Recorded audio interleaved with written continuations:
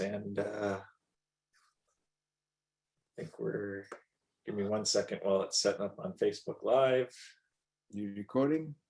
I am recording and we are good to go. All right. So good morning, everybody. May 21. The slaughterhouse of failure is not in my destiny. And It's not in my nature. I will persist until I succeed. Always remember that. So today we're actually going to talk about self-belief and how and why we have or we don't have enough of it, or where that starts. So self-belief is actually, well, as a title, it's the key to success. But I would just put three questions out there. The self-belief a lot of the time has to do with fear. And the fear, so I call fear is false evidence appearing real. Okay. Or forget everything and run, FEAR, or forget everything and run, or face everything and rise. It's your choice. This is Zig Ziglar.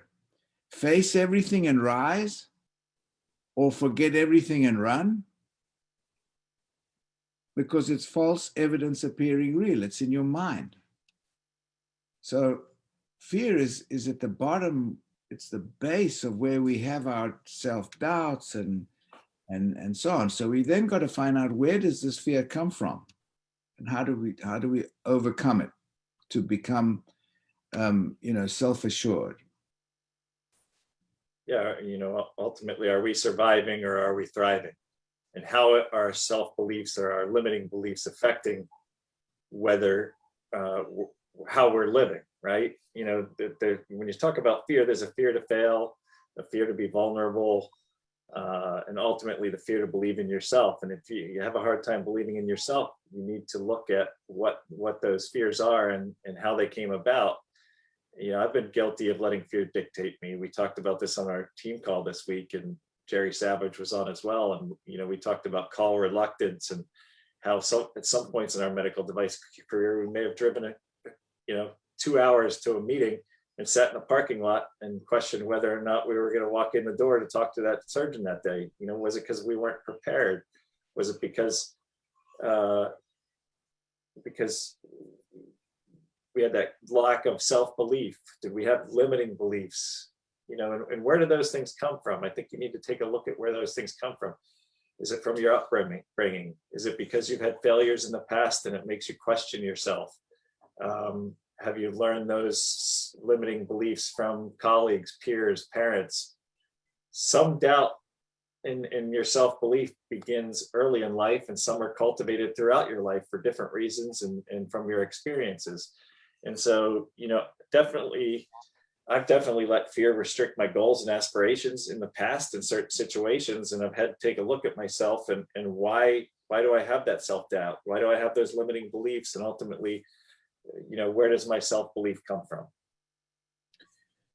Several years ago, I took a course on something called Landmark Forum. And Landmark Forum was where they invite, or you're invited or whatever, and you join or you go.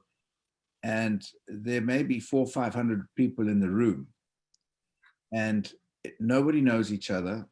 You're invited, but you just sit there. And somebody will ask, the person who's talking will ask a question. And the question may be something quite simple, like, who loves art? And people say, yeah. Who hates art? Some people say, yeah. And then he'll pick on whoever. Oh, you don't like art? Come up here. And he puts you on the stage, maybe 400 people. And maybe 10 people he will select, or she will select. And they will delve into why you don't like art. And it turns out that when you were 3 years old, or 5 years old, or somewhere in a kindergarten or somewhere, the teacher says to you, oh, Lawrence, this is ridiculous. Look how nicely Kathy's done hers. Look how nicely James has done his. And from that age, we start to get psyched. We have a psychosis about the fact that somebody's going to be better than us. And well, I might as well not even try because I don't understand it. Then I'm not as good as they are. So we start having, that's where the roots of some of these doubts, self-doubts come from. It's somebody that's told us something that at a certain moment in our lives has impacted us. And that's what started the seeds of self-doubt. Then when we focus on that, we always think, oh, why was I not selected to be in the team? Why did I not make the first team? Then we start having resentment of our own shortcomings. So we've got to look back and see what it is that we've got that makes us have these self-doubts. And when we can understand that it's just something that happened during our lives, that somebody said, or get over it. Let's understand what it is. Once you've understood what it is, then face everything and rise. Yeah, when you look at those seeds of self-doubt, the only way that they're going to take control of your life is if you cultivate them over time.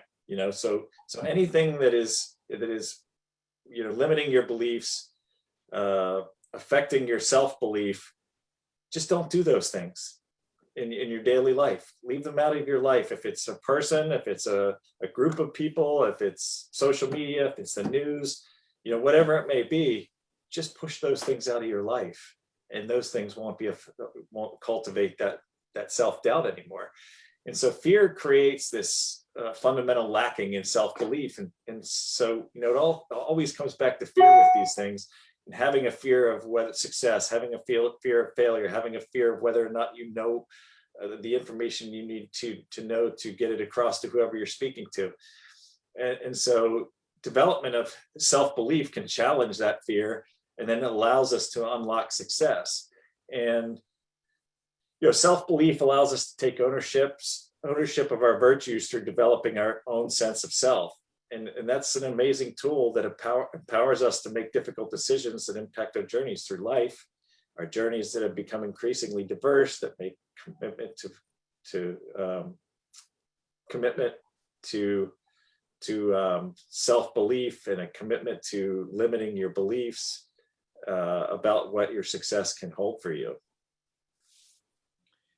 If we look at the self-belief and our doubts, I start from somewhere else as well. I think, first of all, what is the excuse that we have for having the self-doubts? What's the excuse? When we look around and we think about how by an accident of birth, we're privileged. How by an accident of birth, we're perfect. Look around, compared to everybody else. How privileged are we? How lucky are we? How advantaged are we over millions of other people? So we've got, and I say that accident of birth because we are all today somewhere in our progress of life, which has given us the opportunities to be where we are. And the accident of birth is in many ways a privilege that we've had. Think of some people who are born in, I don't know, some places they have no electricity, they have no running water. I always go back to these things because it impacted me a lot. And it's had a huge influence in who I am and what I think and my belief system. When I start looking around and I see what we have, there's no excuse for me not to have belief in myself because I've been given all the tools. I've been given health. I've been given the place to live in a country which is free. I've got electricity and water and internet, and my mind is right and my body's right and everything's right. So that is something that should help us have an attitude, as well as be humble, but an attitude of belief that there's nothing I cannot do. There's nothing I cannot do. So I'm just saying that if we look back and see, what we've got, we should never focus on what we have and how fantastic everything is, rather than the doubts that we may have.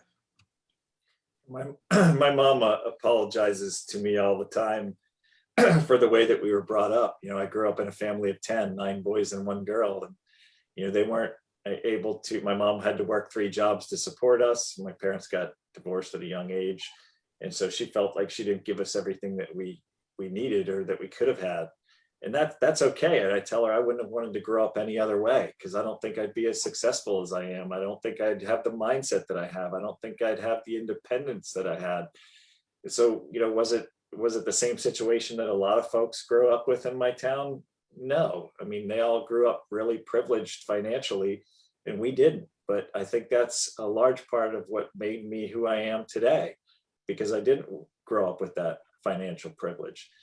And so, those who have self-belief have the support of cognitive biases that allow them to look at a challenge and believe that they might have the capabilities to accomplish it. So, it's about setting goals and having the self-belief that you can reach those goals, and then, not being consumed by self-doubt, right? And so there's a number of different ways we can grow this self-belief. And the first one, and we've talked about this in the past, is reframing failure, right? Change our perspective on failure. The most successful people don't shy away from failure. They look as a failure as a stepping stone to success, right? That's just something that happens in your daily life, in any business encounter. 86%, I think it's 86%, Lawrence, of businesses fail in the first 2 years. 5 years. For 5 years? In the first 5 years. And, most of those people that have started businesses like that have failed multiple times, and yet they continue to try and be successful. It's no different what we're doing in this business. A lot of people get into this business, I think, and they think it's going to be easy, and it's not easy. It's easy if you're consistent. It's easy if you're focused. It's easy if you come to the game to play every single day. It's not going to be easy if you're not. I've had several conversations this week with people that want to join our team, and they've been in direct marketing businesses before and failed. And, I kind of say, well, why do you think you failed? And they start coming up with a million excuses for why they failed in the past. And none of them have anything to do with them. But I can guarantee you, if they took a look at their self-doubt and their limiting beliefs and all of these different things, and looked at it, from a 10,000-foot view, they would see that they were at least part of the problem why they weren't successful in that business. And so, successful people view every setback and wrong turn as a step towards their goal, not as an indication that they're capable of achieving that goal or on the wrong path. Dan, when you say about people who fail in a business, and some people persevere and some don't, that's actually a problem that we have in our business. To get involved and the startup is so minimal that people don't even take it seriously sometimes. I mean, if you invest in a franchise, or you invest in a business and you put $500,000 down, then you're really going to make sure that you succeed. Whereas if you put down, couple of $1,000, $5,000, $3,000 or whatever for it to get into our business as to really start doing it, it's a joke as in terms of what the possibilities are. So many people don't even think it's that big a deal. Oh, well, I'll just give it a try for a few months and let go, because they don't have that unswerving belief in themselves. And they think it's about the others. It's about the business. It's not. It's about you. Everything we do about life is about ourselves. It's about how we think.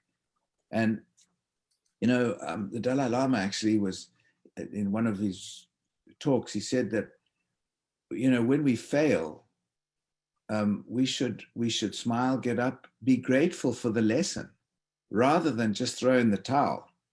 So especially when our investment is so minimal, it's such an incredible opportunity to to make sure we don't fail, because we've got everything there, and it's cost us practically nothing to do. So the self-belief is something that is fundamental in our success. The tools we learn, we've got the tools, the know-how and everything we can learn, but it's how we go about it, because that's where we've got our shortcomings, when we don't want to advance in our own belief system. Yeah, it's reframing that failure to a way that's we can use it to our advantage, right? And the second way that you can kind of cultivate self-belief is by listening to self-talk, being more mindful, telling yourself that you can achieve those goals, waking up every morning with that intention that you're going to practice this business every day, and that you're going to take baby steps to reaching the ultimate goal of being successful in this business. And so, you could switch some of that fear-fueled self-doubt that's in your internal dialogue with some positive self-talk, practicing mindfulness. How are we communicating with others? How are we communicating the science and technology that we have? How are we working with our teammates to do three-way calls? Just being more cognizant of those things on a daily basis can help you relieve some of that self-doubt. And, I recently took a 5-day course, and one of the things that we have a message to tell, right? We have a message that we're trying to impart on other people. And how do we go about targeting those people, and who is ultimately our target audience, right?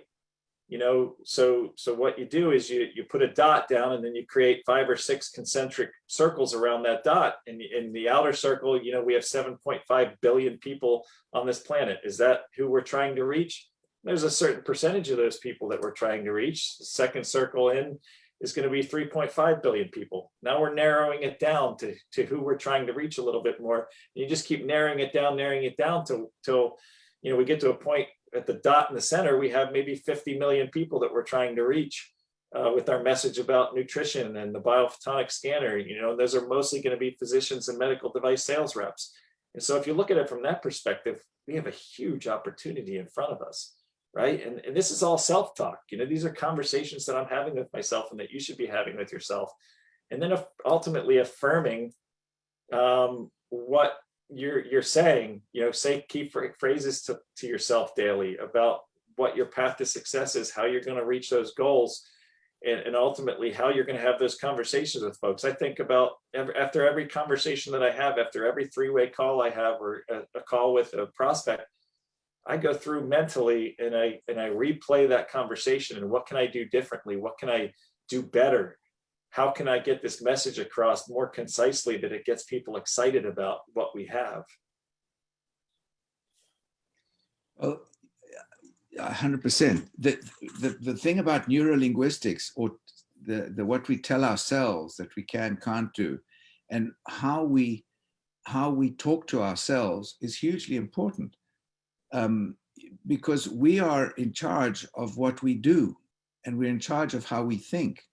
We shouldn't allow other extraneous factors to come and tell us what we can and can't do, because it's entirely up to us. And that's where we get these things like mantras, repetitions, and so on, where we can say things to ourselves every morning, and we go through our affirmative belief systems.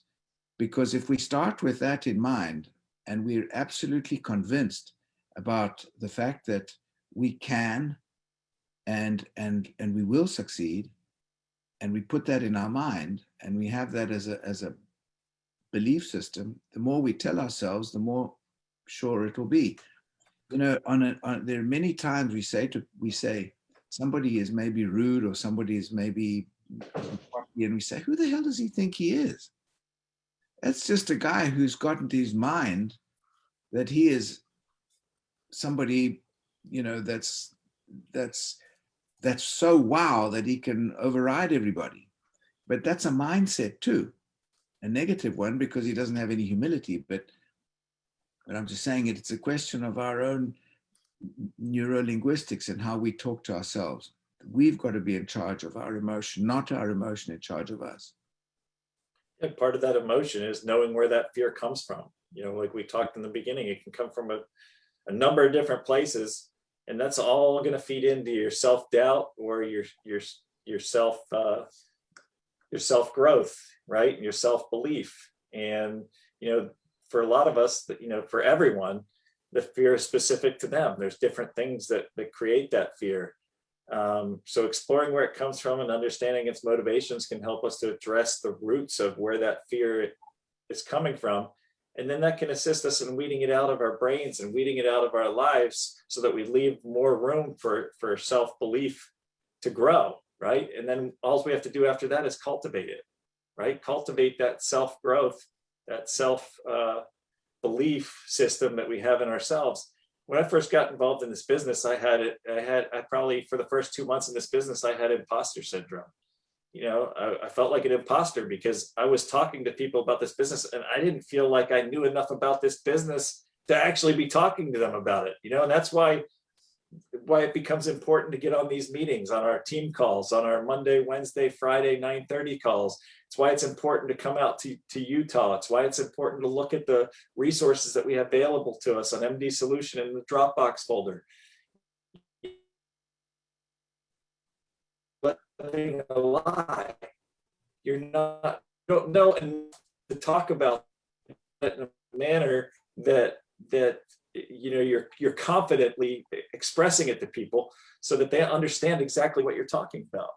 And so, to know where that fear comes from, that imposter syndrome was a big fear for me in the beginning. I knew orthopedics. I had been in orthopedics for 25 years.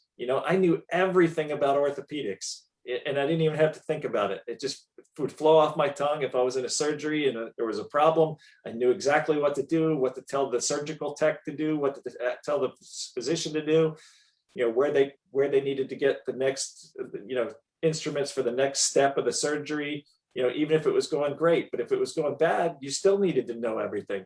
And so it's no different with this. You need to know as much as you can possibly know so that you can confidently and educatedly tell people what we have. And when you know everything, or as much as you can know about what we have, then it's going to come across so much more genuine because it's just rolling off of your tongue, right? You're not searching for words. You're not searching for information. You don't have to get back to them later with an answer to their question. Just when you have all that information at your fingertips, and it doesn't all have to be in your brain. It can be in a folder so that, you can pull it out when you're talking to a physician. If they have a question, you've got the study right there. I keep 10 different studies in my little binder, and I keep all the materials I need to place a scanner, to talk intelligently about it, the spreadsheet, all of those different things. And so once you get rid of those, a lot of those things, at least in this business, you get rid of that fear, right? And for a lot of us, especially those of you who haven't been in sales before, that fear can be real.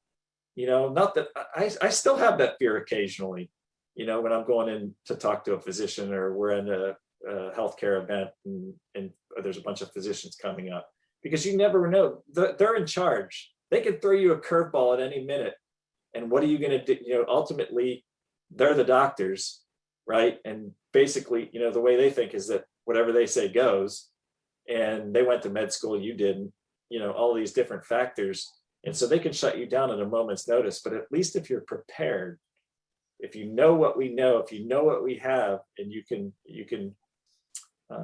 express that in a way that makes sense, then that fear should go away and dissipate. And I love this imposter syndrome, Dan. I'd actually never heard of that. I love it. But, a small success in any given direction can be the switch to ignite bolder steps in overcoming whatever limitations we had. Imagine that we had. So all we need is just one time that we've had a success, that can ignite the passion of saying, my gosh, that wasn't so difficult, because it's all in our minds beforehand. The fear of failure and all the rest of it, and our mindset. And if we can, with a small success, then we can start igniting the passion that goes with it. And the other thing that maybe can come to that is, if you put into your mindset, what if what if I tweak what I'm doing? What if I modify my habits? What if I change my habits? What if I ask someone whom I respect to give feedback and opinion? You know, what if? But it's the what if that the positive thing. What if I really succeed? What if I really am going to succeed? What if I change my mind, tweak my thinking? And if you look at that what if and you focus on that, on the unlimited possibilities again of the what if, and also not be afraid to ask opinion, not be afraid to ask advice. What if? And if we act as if we have self-belief, Yes. to encourage the behaviors that create self-belief and cultivate self-belief, then that helps create those behaviors of someone who believes in themselves.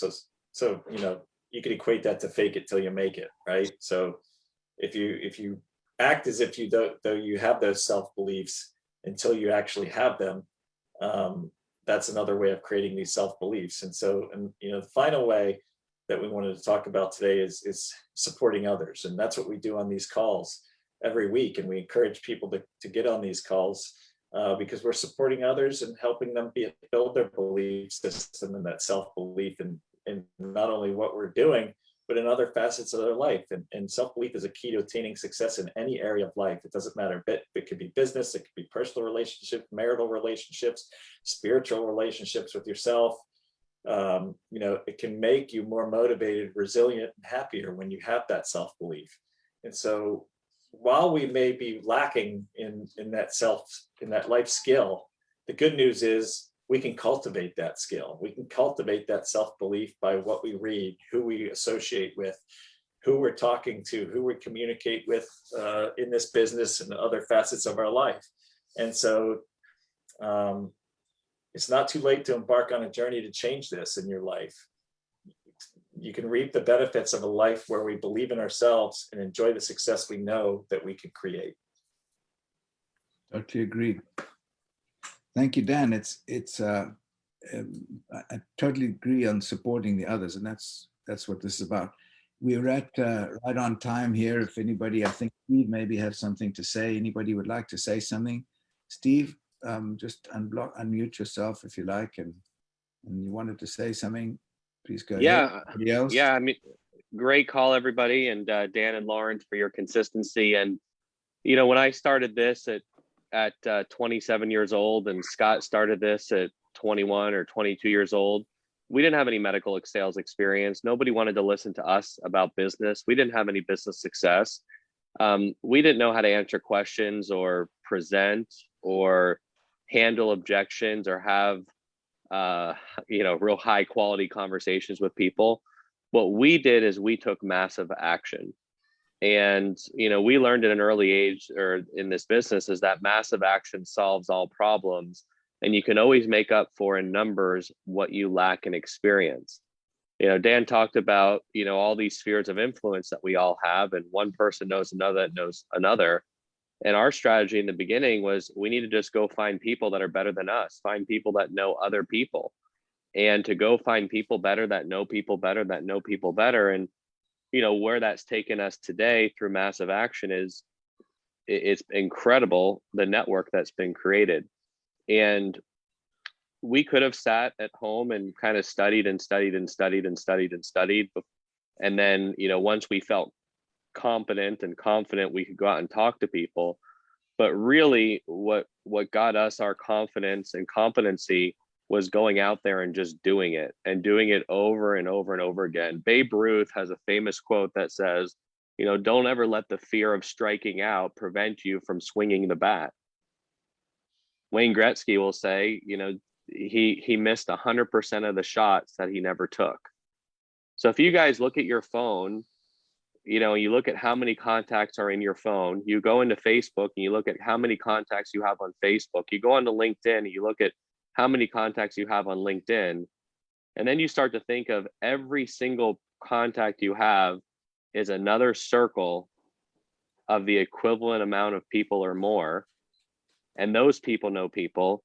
Have you called everybody that's on your phone and shared with them the opportunity or asked them for a referral or shared the products? Have you reached out to everybody you know on Facebook or everybody on LinkedIn? And I'll bet that none of you have reached out to every single person, because I know I haven't reached out to every single person in my networks. We have an unlimited number of people to talk to. And I want you guys to think about is, what is in the way of you reaching out to 3 new people on your list today, or 5 new people, or 10 new people, or 20 new people? Is it the fear of striking out? Is it the fear of saying no? Is it the fear of not knowing the answer to the question or the resource? And in the beginning, you don't need to know all the answers. You need to work and strive to learn, but you learn by doing. You just need to know where to get the answer from. That's a really good question, Dr. So-and-so. That's a really good question, Lawrence. I'm not sure. I've been with the company. I'm pretty new with the company, but I'm working with some of the experts in the company. I'll go find out for you. In fact, let me see if I can introduce you to one of my colleagues right now. If not, we can set something up for tomorrow or later on today, and I can get you the answer to that question. Learn how to be resourceful. You guys are in such fertile soil right now, and you've got buckets of seeds in your phone, on your Facebook community, on LinkedIn. The world is connected in a way that it's never been. You just have to go out there and sow the seeds as fast as you can and let the game be the teacher. Yeah, Steve, if I could say this, that is the how. That's the how. But the first part is the mindset of the person, because if you don't get into that, into gear of saying, I'm going to go and talk to someone. I can't talk to someone. What if I don't talk to him? What you're talking about is the how. How am I going to get to have success? Talk to lots of people. Surround yourself with better people than yourself. Of course, yes. But the first step is what's in your mind. Because if you think I can't, you can't. And if you think you can, you can. We know that. But it's overcoming and finding out why you think you can or why you think you can't. So, in your case, you had you got your degree as a chiropractor, so you already had some confidence in who you are. Yeah, Lawrence, I'm going to actually disagree with you there. I remember being in parking lots and just beside myself, calling my upline saying, nobody wants to listen to me. I'm 27 years old. I don't have any business experience. I didn't have the confidence because I was getting rejected. We all have our strengths and we all have our weaknesses. And sometimes we look at everyone else's strengths that have been successful and we don't look at the weaknesses or the challenge that they've overcome. And sometimes we overestimate our weaknesses and underestimate our personal strengths. Yeah. Each one of you have your own unique strengths that somebody else doesn't have. And each one of you have your own unique weaknesses that you can always get better at. And, when what's holding us back, Lawrence, is what you said, is it's always fear that holds us back. It's not a lack of opportunity. It's not a lack of science. It's not a lack of demand, right? It's not a lack of having a good quality company with financial resources and integrity. It's not a lack of support. It's the fear. And there was a really simple exercise that I did because I still get fearful in a way. I still say, in my head, I don't realize it. We don't realize the subconscious minds, but I'm like, sometimes I just want to go into an office or go say hi or pick up the phone. And I'm like, something stops me sometimes. We all have that. And learning how to recognize that and say, why would I not make that phone call? Why would I not walk in there? What am I afraid of? And again, we tend to think that person is not going to be interested and what's the sense, or I don't want to make the phone call and embarrass myself. But on the other hand, if we think about, well, what if they say yes? Or we say, what if I don't talk to them right now and somebody else calls them tomorrow? You see, the fear of not doing it, if you learn to make the fear of not doing it greater than the fear of doing it, you will learn how to move forward. It's an interesting thing that we have fears, the fear of doing it, but also think about the fear of not doing it. Yeah. And if you can wrap your head around that fear of not doing that, if you don't call them, somebody else will. If you don't call them, what if they introduce you to somebody? the lost opportunity of not doing it is greater than that feeling of going, and that false fear of going out there and asking them, that fear of rejection, the fear of them saying no. FOMO, fear of missing out. I have that fear every day on LinkedIn. I talk about this all the time. I'll go through and I'll send out a message to 100 people, and I may skip a couple of people in the middle there. And then I always go back to them and relook at their work history and the success that they've had. And, I always question, you're only one person away from placing that next scanner, right? And it always, that fear hits me that if I don't reach out to this person and somebody else does, they're going to get the scanner and I'm not, right? And so that's what you're talking about, Stephen, is getting past that fear of the what if I don't do this today? What if I don't walk into that office? What if I don't call this person today and follow up with them? And one of the most exciting things for me right now is the Collagen Plus that's coming out in July. I've been in this business for 2.5 years. I don't know anything about collagen. I know very little about skincare, but I'm studying it and I'm trying to figure out how I can position this. And I'm positioning this, with folks about 30% of the time now. I'm not positioning the scanner every single call, because I think this is when you have Scott Bennett and Stephen Moore reaching out to you saying this is a big deal for all of us, right? For me especially, because this is the first huge product launch that I've been involved with in 2.5 years. And so I think we need to all be looking at that opportunity, especially if you haven't been in this business for a long time, because I think that a product launch like this, if done correctly, can really catapult your business. And one of the things when I was in medical device sales was this, I worked for a $7 billion a year company, Zimmer Biomet, and they screwed up every single product launch they had in the last 15 years. And I lost confidence in the company because they just couldn't do it correctly. They didn't know what they were doing. But, Nu Skin Pharmanex has their stuff together, right? And there's no question in my mind that this is going to be a successful product launch. And if we do our part, if we do our share, we're going to catapult our business as well. Can I make a quick point? I think when we're sitting in that parking lot, maybe paralyzed by fear or call reluctance or visit reluctance, however we want to put it, I think it's important that we don't place the person that we're going to see on such a high pedestal above us that intimidates us, because it's very possible that we may have the very thing that this person has been searching for. We may have an answer to that particular physician's problem that we know nothing about, but that he fears every day, or she fears every day. And it may be just that they are, as an individual sole practitioner physician, they're facing financial strictures that we know nothing about. And we could have the key to their ability to be able to survive. And I think it's important that we go in there with the knowledge that what we have can be a very important part of their business and their life going forward. Exactly, Martin, and I wholeheartedly agree with you that we need to not put them on such a high pedestal. But we're in a very unique position. When I was in orthopedic sales, I wasn't in a unique position because that's all the doctors that I called on studied for years and years and years in practice. We're in a unique position because most physicians don't know a heck of a lot about nutrition and antioxidants and everything else. So if you can educate yourself to the point where you know more than the physician knows, you're actually helping to educate them, and you shouldn't have any fear that they're going to be able to shut you down because actually know more about this topic than they do, right? And that's putting yourself in a unique position. And that's why one of the things that I really love about this is that it's not really, since they don't receive that much schooling or education on nutrition, it's not really that hard for us to learn more than what they know about nutrition, right?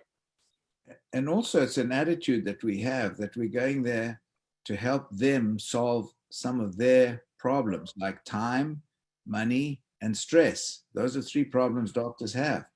They're stressed because they've got no time. and they've got no time because they've got to see more and more customers, and they've got to see patients, and then got to see more and more patients because reimbursements and electronic records it takes up half the time, and reimbursements and insurance are a problem. So if we can go there with the thinking, we're going to help you. So we're not going to ask for anything. We're not trying to sell a scanner. This is where I think we tweak our little opinion about how we're going about it. I never go there thinking, well, of course it's in my mind, but I'm going to push a scanner in here, of course, but I'm actually looking to see how I can help this person. And I think if we do that, then we're not putting anybody, we're not intimidated. That's what I think. I think also it's interesting to consider that although this looks like a small investment up front, as we talked about earlier in the call, yes, it is a small investment up front, and that can tempt people to trivialize it. Yeah. But I remember meeting with a businessman. He was a very successful architect. He had he had a beautiful waterfront home in Stewart on Sailfish Point. He had the big sport fishing boat outside. He had the beautiful airplane at the airport and so on. I remember meeting with him and explaining it.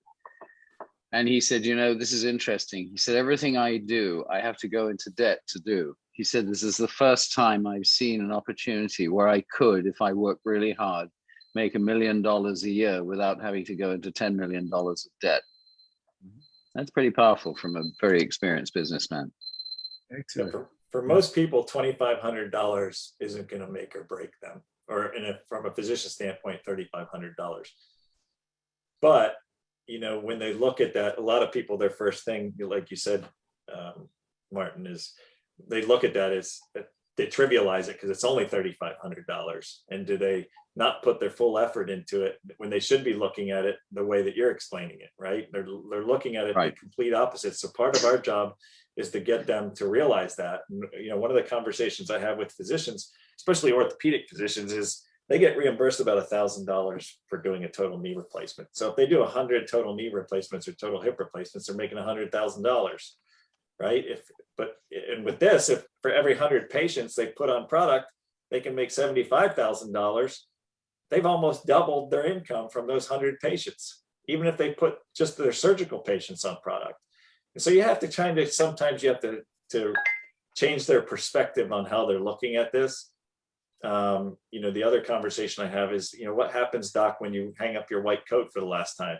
All of those patients that you've cultivated over the last 30, 40 years of your career, all of that revenue goes by the wayside. You're not going to make any more money off of them. But if you've got 10 more years till you retire, and you can build this up and get 1,000 patients on product of the 25,000 patients that you see in that period of time, then you've created an income that's going to carry you into retirement. And you're helping people. Valid. Very valid. Good. Thank you. All right. Anybody else got any other pearls of wisdom? This is Jim Tears. I'm an ophthalmologist and MD. And unfortunately, I totally agree with your comment that physicians get so little training in nutrition that you're just about as good as they are. Thank you. Thanks, Jim. James. Okay. Thanks, everybody. Anybody else? Thanks, Dan. Thanks, Martin, for your input, and Steve and everybody. Thanks for being on the call. And we look forward to seeing you on Monday at 9:30 Eastern Standard Time and Wednesday at 9:30 Eastern Standard Time on the same link. So thanks, everybody. Have a great week and blessings to everybody. Thank you. Thank you, guys. What a great day. This was a great Thanks, call. Lawrence. Thanks, Dan. Yeah, enjoyed it. Good Thank you so weekend. much. Thanks, Steve. Great call, you guys. Thank you so much. Have a good weekend. Thank you. You too. Thank you. Goodbye, Thank you. everybody.